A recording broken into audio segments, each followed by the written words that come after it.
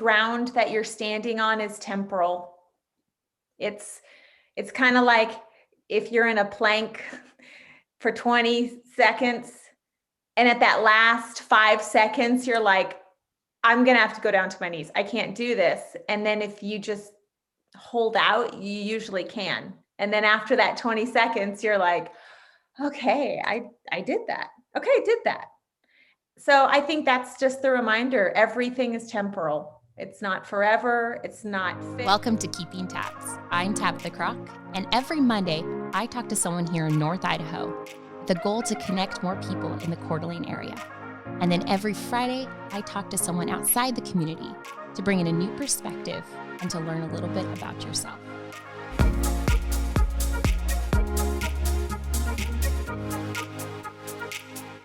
Okay. Hello, I got Melinda with me today, and I'm so excited. I've been wanting to chat with you for a very long time. I've actually wanted to just I've met you, but it's not been like where you actually get to meet somebody. Yeah, we've kind of like been in passing. Yeah. A lot of mutual connections. So if you are from the Coeur d'Alene area, you should know this woman. If you've not heard of the Hive, this is a co-working space. They're doing some great things in the Coeur d'Alene community. I'm excited to learn some more things about you and the Hive and like what you do. So first of all, tell us about you. Tell us what you're doing, what you're up to. And thank you. Yay.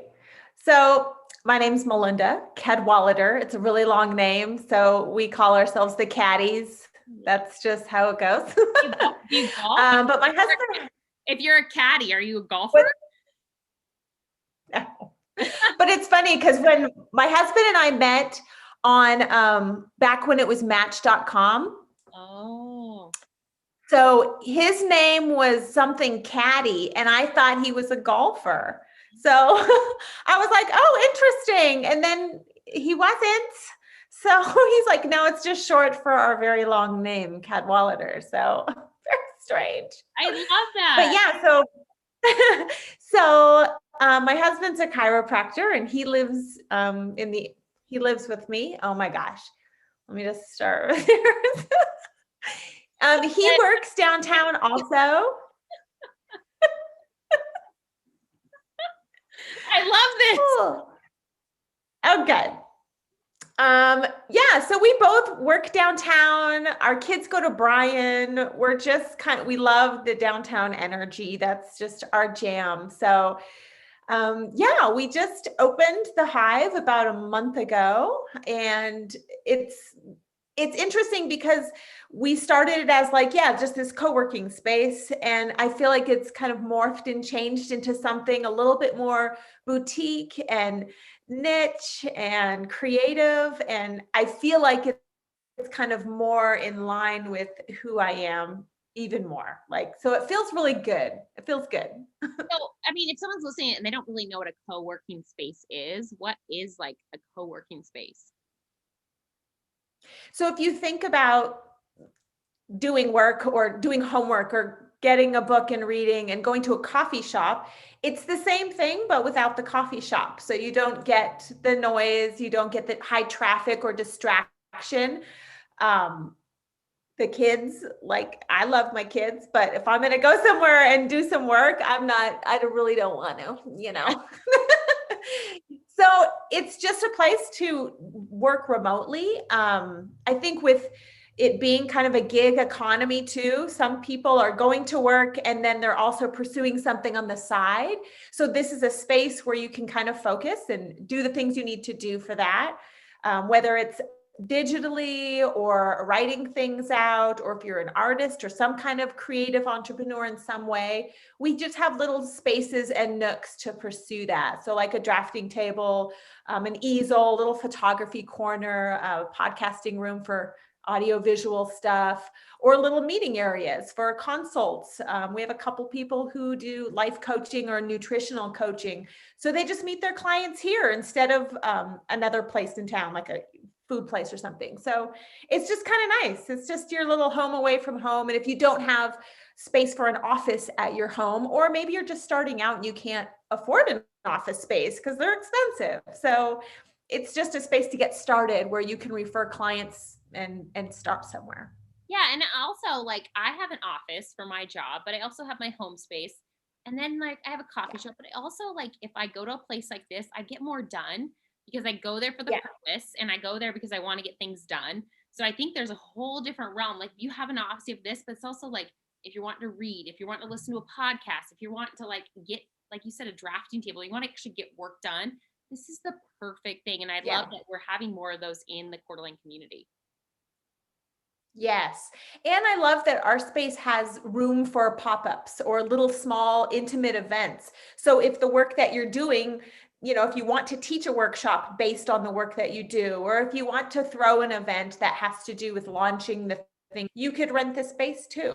So you can kind of work different ways out of the space. It's just really, it's kind of multi-purpose. I love that. And do you also, I think you have a podcast as well. Yeah, so we started because we really launched this about a year and a half ago. Yeah, But before COVID. I was gonna go into that whole story of like you guys launched this and then stuff happened and then COVID happened and then stuff happened and then COVID. Yeah, kind of just one thing after another. But so a lot of this has been underground and it's just been working and pining away and collecting furniture and painting things and kind of designing our aesthetic this whole time. So it's taken a long time. So to keep us moving, at least feeling like something's happening when nothing's happening, we started a podcast called Core de Femme.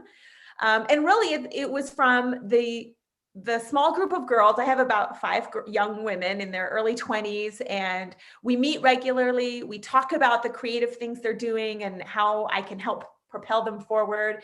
And we just started having these dialogues that were perspectives of living here and operating out of this area as a young femme and the different challenges.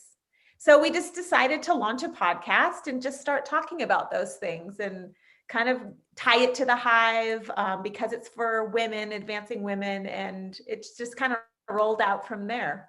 And I love that. And so let's go back to like the point where you were like, all right, you have a dream, you have this team, you're ready to go, and then stuff changes and then COVID hits. Like, how did you navigate through all of this like craziness?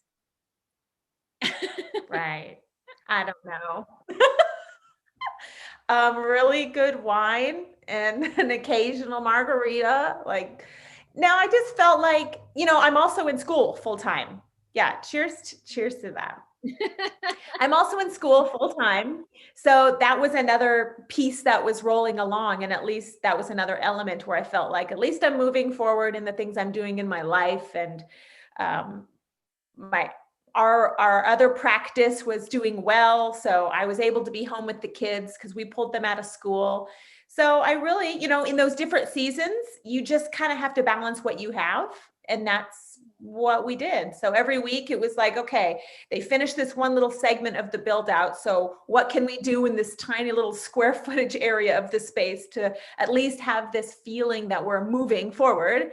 And then balancing that with the kids' homework and then different hours with my husband's work and then school. So we just kind of stayed afloat for about a year, doing different things and trying to stay sane. Yeah. I love that, like just staying afloat. We're all just like out here swimming and just like, we're just chilling and just floating and just seeing what's next. Yeah. Yeah. So you are from the Coeur d'Alene area. I don't know if it's originally, but like you guys have a business here. You have multiple business there. And I actually have gone to the space that you've been there you're at now. And I went there like shopping when it was, what was their business there before?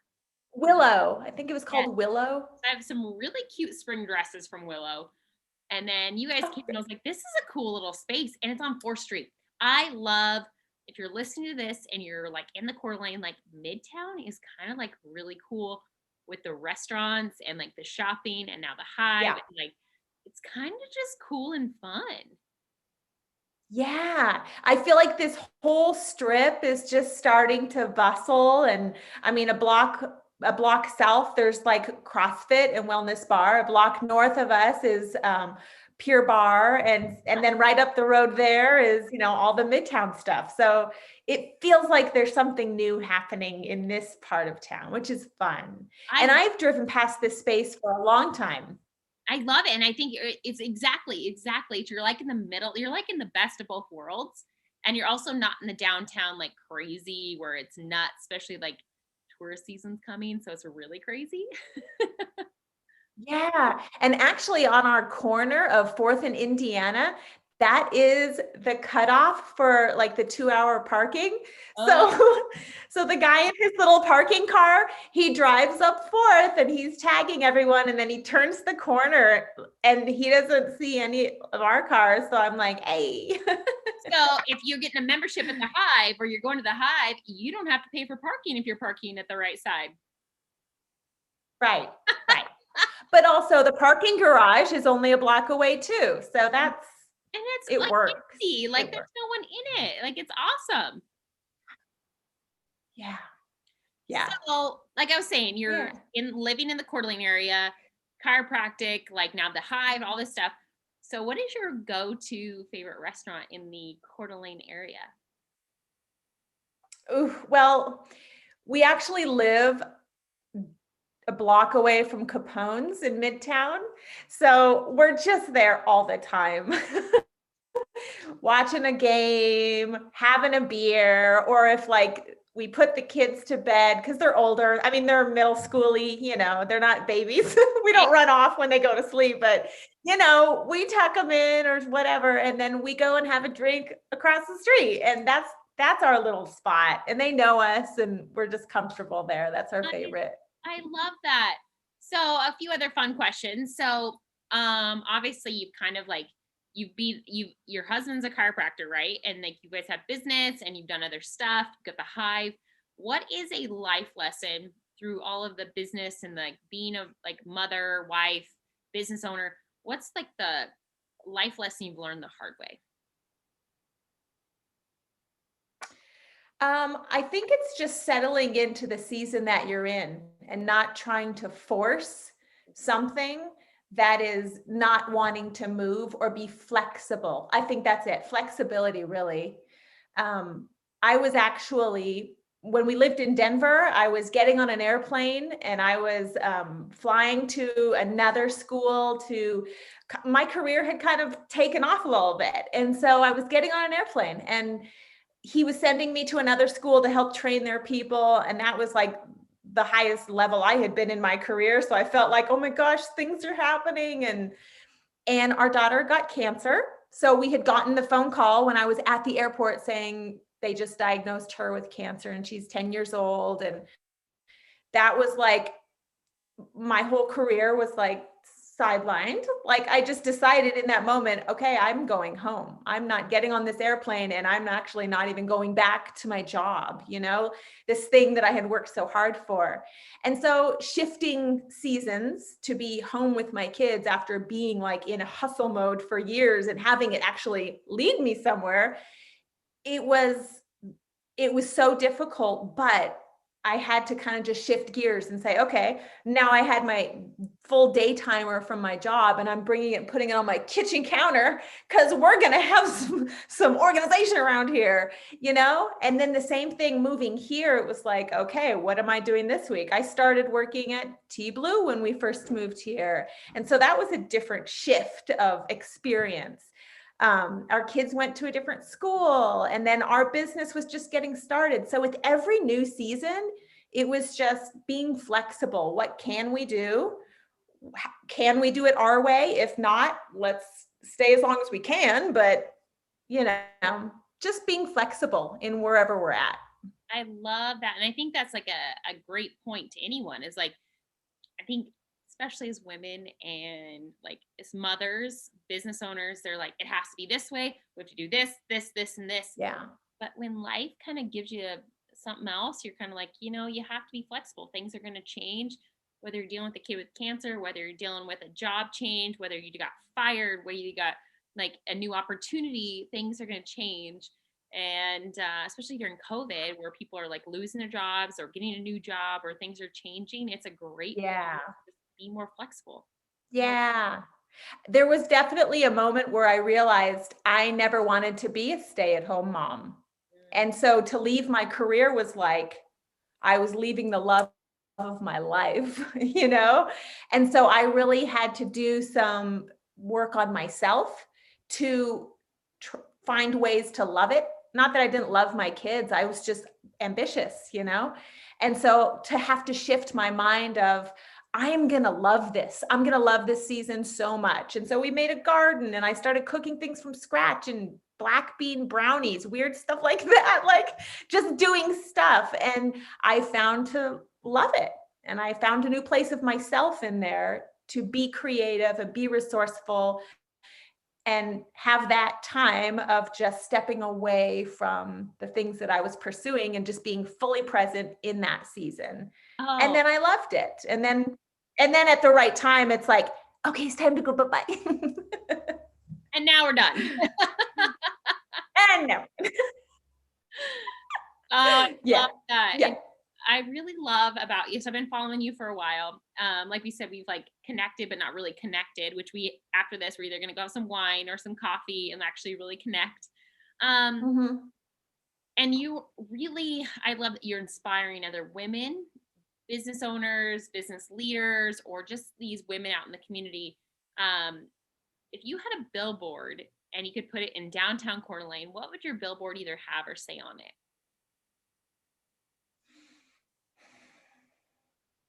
It would say probably just 2 words: chase it. Mm. And that it can be someone, because I chased my husband. I chased him. I wanted to be with him and I chased him. I wanted to have different things in my career. I wanted to move into a new position in my roles along my journey. And so I chased it.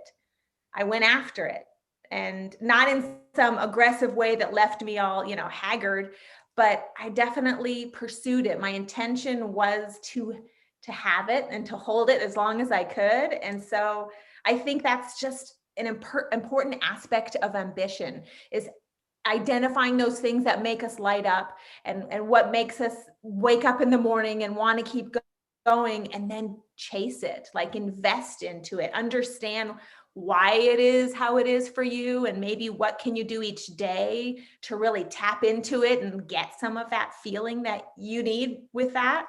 So whatever it is, just chase it. I hear a lot of people who are single too, like, I want to be married and I want to have all this, and we're just like, chase it. So go after that. Like, set yourself up to be the person who's looking for you. Like, that's just chase it. It's just life is just too short to want things and not go after them. That's interesting, because I just had posted on my Instagram something very similar. Like, we sit there and we're like, it's not the right time, or the timing's off, or I'm gonna wait for this. I'm like, but why are you waiting? Like, we don't know what happens tomorrow. Like, what's happening tomorrow? We don't know what's gonna happen in 2 weeks. We don't know any of it. And so why not do it just now? Like, why don't go on that trip, meet the people, like explore? Like, why not? Yeah. Because sometimes in the chase of it all, you find yourself with different opportunities or different interests, or you're finding that that's not really it anymore, but you'll never know that unless you chase it. So it's not even about it. Sometimes it's just the movement, it's the progress, it's the journey that is the learning. Yeah, and I like that. Like, chase it, like that you want it to be there, you want this, but something along the way for chasing it might interrupt it and be like, no, this is better. Yeah. So another fun question I want to ask you is, if you could have dinner with anyone, dead or alive, who would it be and why? If I could have dinner, definitely Meryl Streep. Ooh, I just love her. That is a good one. I love her. Like, she's my mother, grandmother, my aunt. Like, she's all of that. She's just amazing. Like, I could see that. Like, but I'm also kind of jealous. That's a great one to pick. Yeah, I did just watch The Post. Oh, yeah. It was a movie from 2017 with her and Tom Hanks about the Washington Post and Watergate and things like that. And I got re-inspired about her. I just love her. And she's so good. She's so inspiring.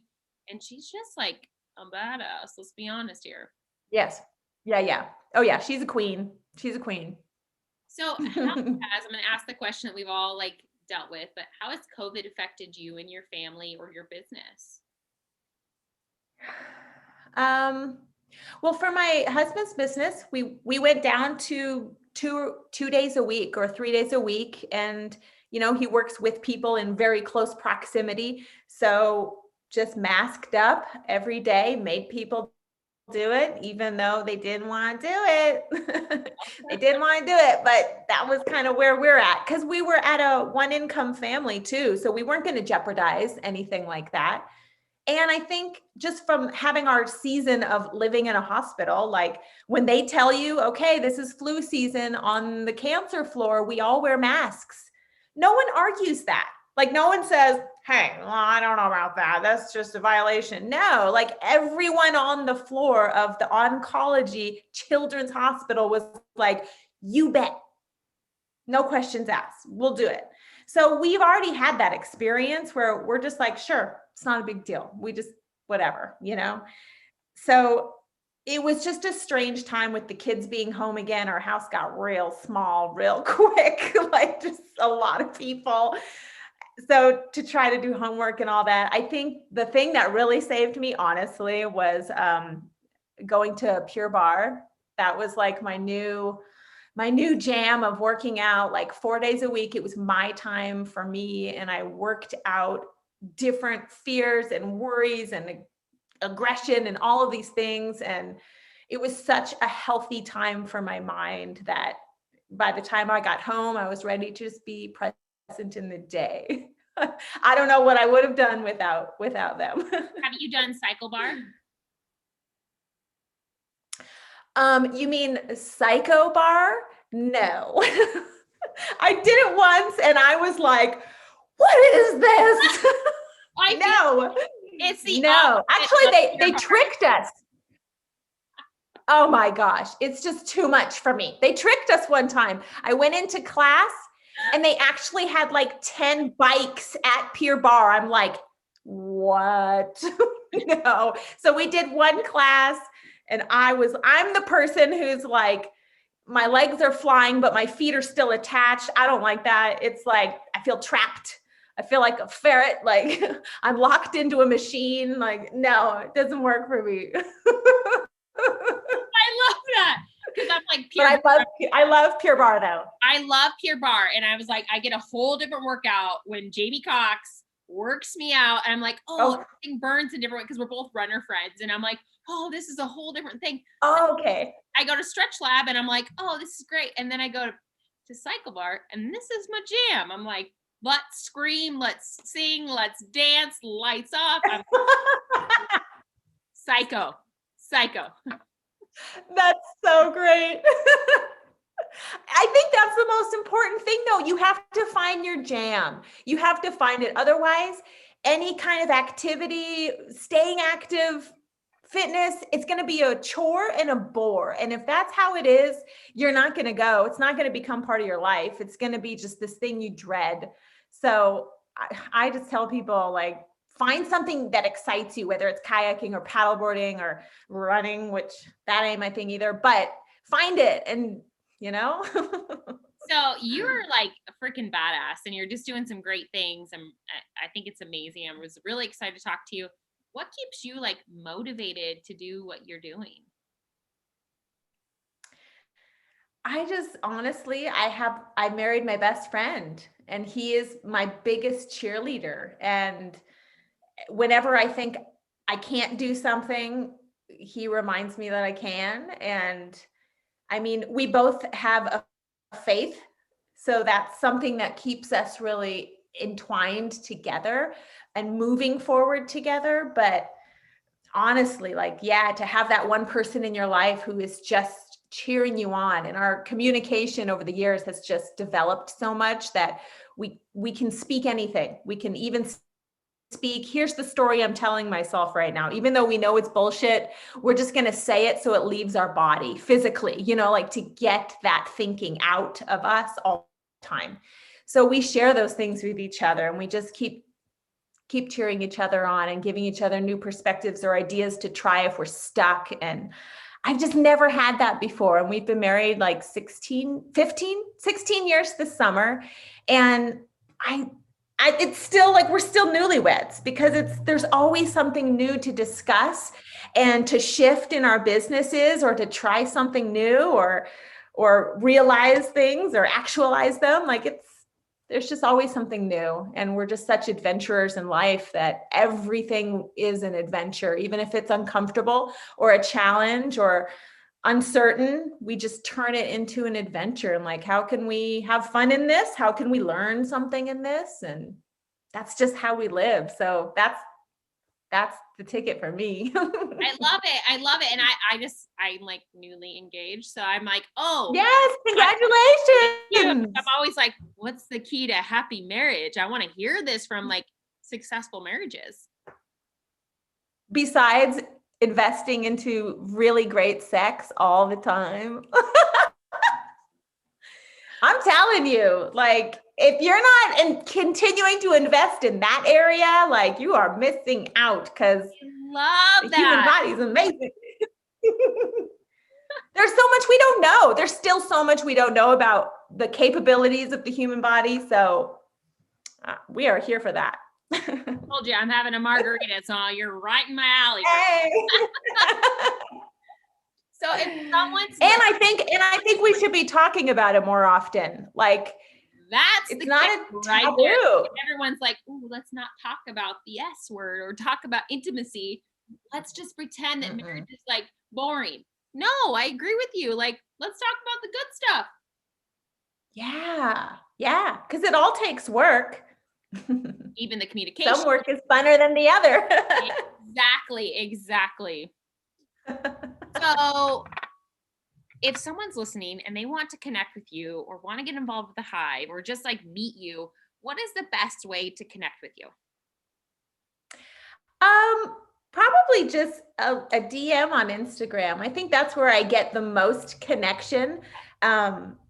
Just because that's my jam, and I love visual creative arts. And so I get messages from people, and I will always respond to you and feel you out, whatever you're comfortable with. I'm also here 9 to 3, Monday through Thursday. So if you ever just want to pop in and have a chat, or you can email me, like, I'm just so open. I'm at the season of my life where I just want to be available.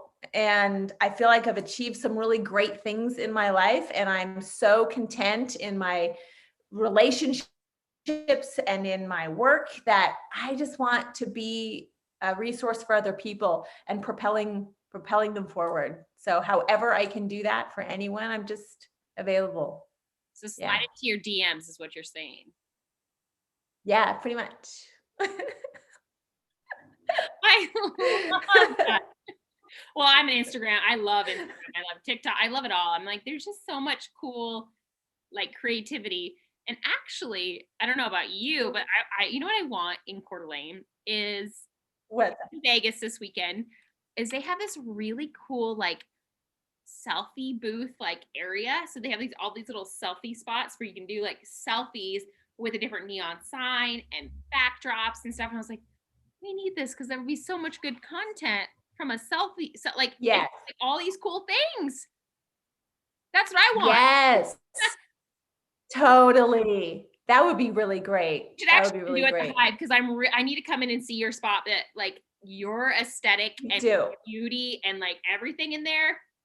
Girl, it's beautiful. And it's fun. It kind of has that element where you could pick a corner of any room and just find a unique way to capture it. Mm-hmm. Love it. I absolutely love it. So we've talked about only a little bit because I hate it, but like the COVID situation, if anybody, I want you to like leave me with like a positive piece of advice. So people are going through COVID, whether it's financially, emotionally, especially like I've dealt with it, like the anxiety piece or like the mental piece. if someone's listening, what is one piece of like positive advice you would give someone going through like a rough time right now? That everything is temporal. Every ground that you're standing on is temporal. It's kind of like if you're in a plank for 20 seconds and at that last 5 seconds, you're like, I'm going to have to go down to my knees. I can't do this. And then if you just hold out, you usually can. And then after that 20 seconds, you're like, okay, I did that. Okay, I did that. So I think that's just the reminder. Everything is temporal. It's not forever. It's not fixed. It's not static. It's fluid. So however long you can hang out in something, do, but always leave when you know it's right for you. And don't ever let it compare. Don't compare your choices to somebody else's because they're coming from such diverse experiences. So you have to just do you and do what's best for you because you're the only one who knows what's best for you. I love that because I mean, I'm guilty of it as much as I don't care what people think or do this, but it's also you compare yourself. And as much as you put yourself on social media and stuff, you compare yourself to everything and everyone. And like, you should be here in life at this point. You should be doing this and not this. But it's just like, whatever is good for you. Like, you need to stop comparing yourself or not. Like, everything's temporary. Like, you gotta do what's best for you. Yeah. And when I actually started college at 40, I had a vocational license for about 20 years, and that's where I was in my career. But I went to college at 40, and I had so many people saying, "Oh, you went back to college." And I was even saying it like, "Oh, I went back." No, I'm going. This is where I'm at. This is my journey, and I'm going. So it's not a back. It's not like, oh, it should have been done then. No, I wouldn't have done it right then, back then. So this is what is right for me. So I'm just doing it. So reframing language, I think, is important. Finding the words that keep you present and sure in what you're doing right now. Yeah. Changing your language. Yeah. I wasted a lot less money if I would have done what you did. Right. I was like, oh yeah, I graduated. Let's go to college. I'm like, oh, but I had no clue what I was going to do. I'm like, I'm going to be a teacher. I'm going to do this. No, probably if I would have waited a few years, probably would have been like, oh, now I'm right in the brain and let's go on to college. Right. Well, thank you so very much for joining me today. I'm so excited. I'm coming in next week to come look at the place and check it out. And you're just fantastic and beautiful, and I love your hair. Oh, thank you. It's like a chia pet, you know? I just usually take scissors to it every couple days. Like, what's this? It's a bonsai tree. It's a project. It's beautiful, and you're wonderful inside and out. Keep changing the world, inspiring other women, and just doing big things in our community. Thank you.